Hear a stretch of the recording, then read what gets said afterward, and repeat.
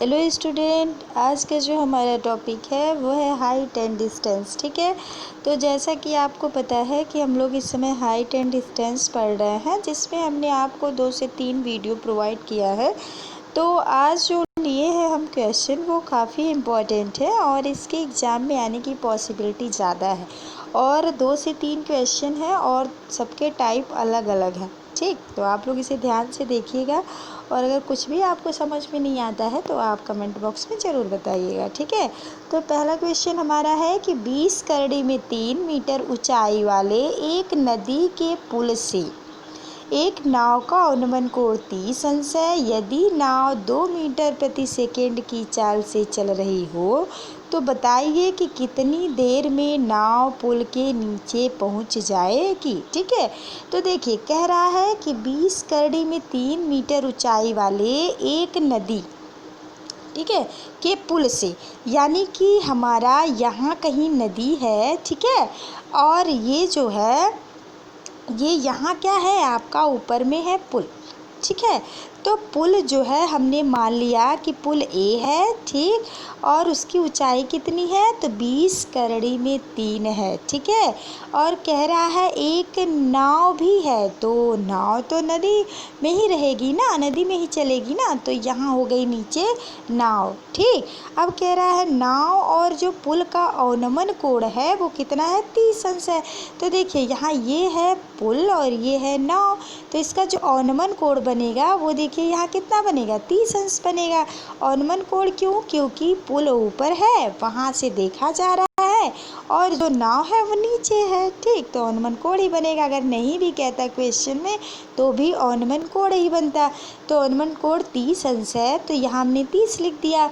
अब यहाँ कैसे 30 आ गया, तो यहाँ देखिए 30 ऐसे आया कि ये है समांतर रेखाएं और ये कैसी रेखा है, एक तिर्यक रेखा है।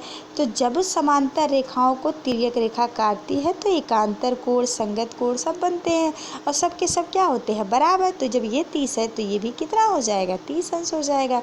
उम्मीद है ये आपको समझ में आ गया। ठीक है, अब देखिए अब हमने फिगर भी बना लिया। फिगर ही इम्पॉर्टेंट है, जैसे फिगर बना वैसे ही हमारा क्वेश्चन समझो सॉल्व। ठीक, तो हमने क्या किया, ए पुल ले लिया और यहाँ सी नाव ले लिया।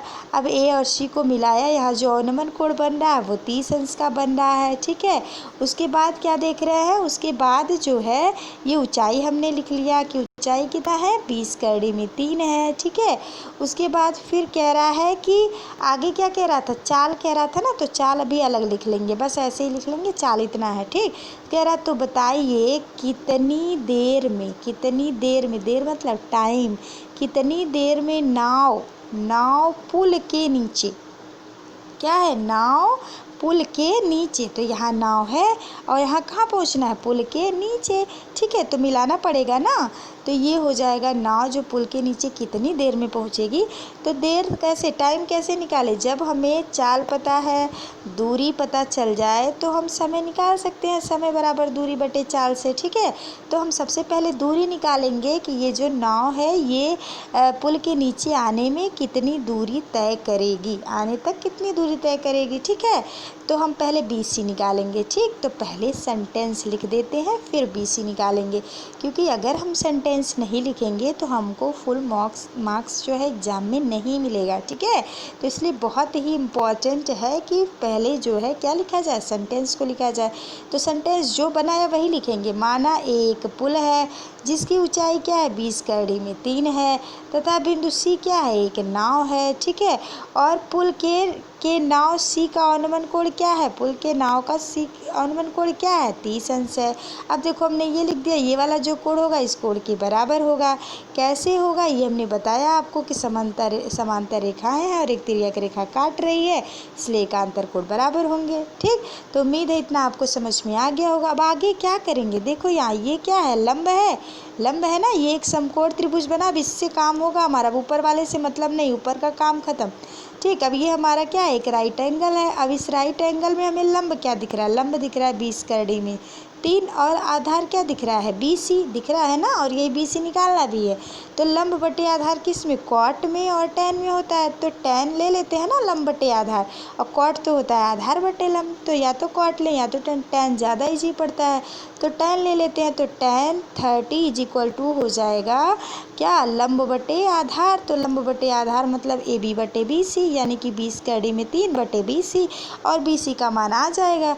और जैसे ही BC का मान आ जाता है तो हम क्या करेंगे, BC दूरी हो गई ना, तो अब निकालेंगे समय, तो लिखेंगे समय बराबर दूरी बटे चाल, तो दूरी BC और चाल हमारा 2 है, डिवाइड कर देंगे और आंसर आ जाएगा। तो उम्मीद है ये क्वेश्चन आपको अच्छे से समझ में आ गया होगा, इसमें कोई प्रॉब्लम नहीं होगी। अब हम लोग आगे देखते हैं, पहले हम इसका सोल्यूशन आपको दिखा देते हैं, करेंगे, ठीक है। तो देखिए सोल्यूशन इसका, देखिए हमने क्या यही फिगर लिया था ना, और कहा है tan 30 लेंगे, तो tan 30 बराबर क्या हो गया, देखो यहाँ देखो AC हो गया है, ये AB है, AB बटे BC है, ठीक है। तो अब देखो 1 बटे कड़ी में 3, फिर AB की वैल्यू हो गई 20 कड़ी में 3 और बटे BC। अब ये देखो पक्षांतर है, इसीलिए हमने आपको पहले पक्षांतर की वीडियो प्रोवाइड की है, ताकि आपको अच्छे से समझ में आ जाए, क्योंकि जब आप पक्षांतर करने जाएंगे और सही से नहीं करेंगे तो आपका आंसर नहीं आएगा और क्वेश्चन गलत हो जाएगा, ठीक है। तो हमने आपके इम्पोर्टेंस, आपके क्वेश्चन के इम्पोर्टेंस को देखते हुए पक्षांतर की वीडियो बनाई है, बहुत लोग को नहीं आता। अब देखिए BC बराबर क्या हो जाएगा, अब ये इसको इधर ले जाओ, तिरिया गुणा कर दो और इसको इधर ले जाओ, ठीक है। तो ये जो इधर डिवाइड है वो मल्टीप्लाई हो जाएगा, और जो मल्टीप्लाई है वो डिवाइड हो जाएगा, ऐसे ही होता है ना, अपोजिट। तो ये BC इधर आ गया, तो BC बराबर क्या हो गया, BC बराबर हो गया 20 कड़ी में 3 गुणे कड़ी में 3, तो ये हो जाएगा 20 गुणे कड़ी में 3 का गुणा जब कड़ी में 3 में करेंगे तो क्या होगा, देखो यहाँ कड़ी में 3 गुणे कड़ी में 3। अब यहाँ पर पावर क्या है, 1/2 इस पर भी है और इस पर भी 1/2 है, तो जब गुणा होता है, घातांक के रूल में बताया गया है, तो जब गुणा होता है तो घात जुड़ जाते हैं, आधा आधा कितना हो जाएगा 1, यानी 3 पर घात 1 हो जाएगा, और 3 पर घात 1 का मतलब क्या होता है, 3 ही होता है ना। तो ये आपका क्या हो जाएगा, 3 हो जाएगा, तो 20 गुणे 3 यानी कि आंसर आ गया, कितना आ गया, 60 आ गया। यही हमने बताया ना BC निकाल लेंगे। तो जब BC हमारा आ गया तो अब हम क्या निकालेंगे, अब दूरी आ गई और चाल हमें दिया हुआ है, तो हम निकालेंगे क्या, समय निकालेंगे। तो लिखेंगे अतः नाव को पुल तक पहुँचने में लगा समय बराबर दूरी बटे चाल, तो दूरी बटे चाल यानी कि 60/2 यानी कि आ गया 30 सेकेंड। तो उम्मीद है ये क्वेश्चन आपको एकदम क्रिस्टल क्लियर हो गया होगा, कोई प्रॉब्लम नहीं होगी इसमें। अब हम सेकेंड क्वेश्चन देखते हैं, ठीक है। तो सेकेंड क्वेश्चन हमारा क्या है, देखिए सेकेंड क्वेश्चन हमारा है कि एक वायुयान 2 मकानों के ऊपर उड़ रहा है, यानी कि एक वायुयान है और 2 मकानों के ऊपर उड़ रहा है, जिनके बीच की दूरी कितनी है, 100 मीटर है, यानी मकानों के बीच की दूरी कितनी है, 100 मीटर। यदि किसी समय वायुयान से एक ही दिशा में, कहाँ, ये भी बहुत इम्पोर्टेंट है, एक ही दिशा में, कहाँ, एक ही दिशा में, वायुयान के एक ही दिशा में मकानों के अवनमन कोण क्रमशः 45 एवं 60 हैं, तो कह रहा है वायुयान की ऊर्ध्वाधर ऊंचाई ज्ञात कीजिए। अब फिगर बनाना बहुत ही इम्पोर्टेंट है, जब फिगर बन जाएगा तो समझो सॉल्व। तो एक वायुयान है, वायुयान ऊपर ही है, ठीक है, हमने मान लिया वो A वायुयान है, 2 मकान के ऊपर उड़ रहा है, मान लो ये हमने मान लिया D और C 2 मकान है, ठीक है। अब कह रहा है कि वायुयान की जो ऊंचाई है वो निकालनी है, तो हमने ये वायुयान की ऊंचाई बना ली। 2 मकानों के ऊपर ये उड़ रहा था C और D, और इनके बीच की जो दूरी थी वो कितनी थी, 100 मीटर है, ठीक है, समझ में आ रहा है ना। उसके बाद कह रहा है कि यदि ये वायुयान जो है वो मकान क्या है, एक ही दिशा में है, ऐसा नहीं है, देखो मकान 2 हैं तो ऐसे भी तो हो सकता है, यहाँ ये वायुयान रहे, इधर एक मकान इधर एक मकान, तो ये अपोजिट हो जाएगा। लेकिन कहा क्या है, एक ही दिशा में कहा है ना, तो मान लो ये वायुयान है जब यहाँ, तो एक ही दिशा में, एक मकान इधर है एक मकान यहीं और है, ठीक है, यानी एक ही दिशा में हो गई, ठीक। अब अगर एक ही दिशा नहीं दिया रहता तो